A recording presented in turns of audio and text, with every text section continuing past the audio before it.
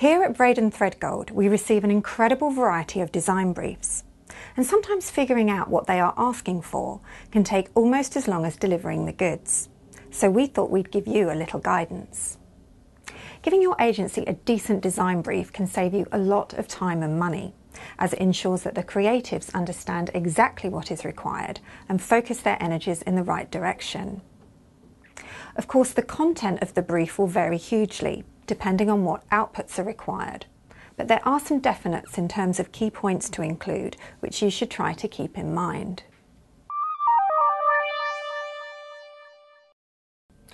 First off, what is your top-line objective? For example, is it to generate sales or perhaps to build brand identity?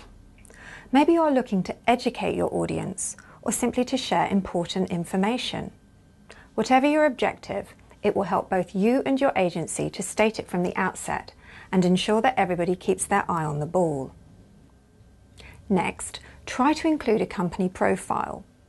Although you would hope that your agency will have the nous to find out something about you, they won't start out with the same understanding as you will about exactly what your business does, the industry you operate in, or who your competitors are. A part of this is likely to be about your audience. In thinking about your audience, you should remember that you may need to make a distinction between your company's target market as a whole and those individuals who this particular design brief is aimed at. Try to think about age, gender, location, and occupation, as these will all influence the execution of the final piece.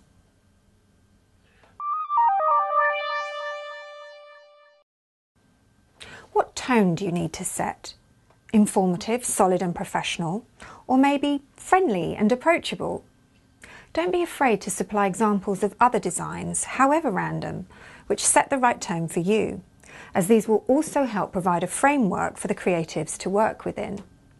Also, if there is other existing company literature or corporate guidelines that it needs to fit in with, you should supply this too. Okay, so you've now set out your stall.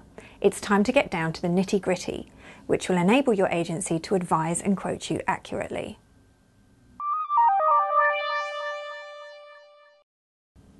What outputs do you need? A brochure, a website, an advertising campaign? Maybe a combination of different items. Be as precise as you can. Or if you're not sure of the best medium to get your message across, don't be afraid to ask your agency for advice. If it's something potentially complex, such as a website, then you need to give an idea of what sort of functionality you require. It is also key to tell your agency where the content is coming from, as this will dramatically affect the time they spend on your project and how they approach it. Are you supplying your own fully proofed text, or would you like your agency to copyright for you? Do you need bespoke photography, or will you be supplying images of your own? And crucially, just what is the quantity of content that needs to be covered? Enough for a couple of pages or a multi-layered document?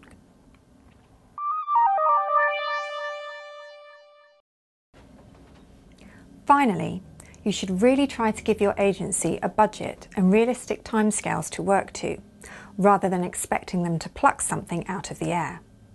It's too easy for an agency to overcook or undercook a project. Much better for them to tailor their response to your expectations and your requirements. After all, you want your chosen agency to be working with you rather than against you. And you should be able to trust them to come up with the goods if you've given them the right information in the first place. I hope that's been helpful.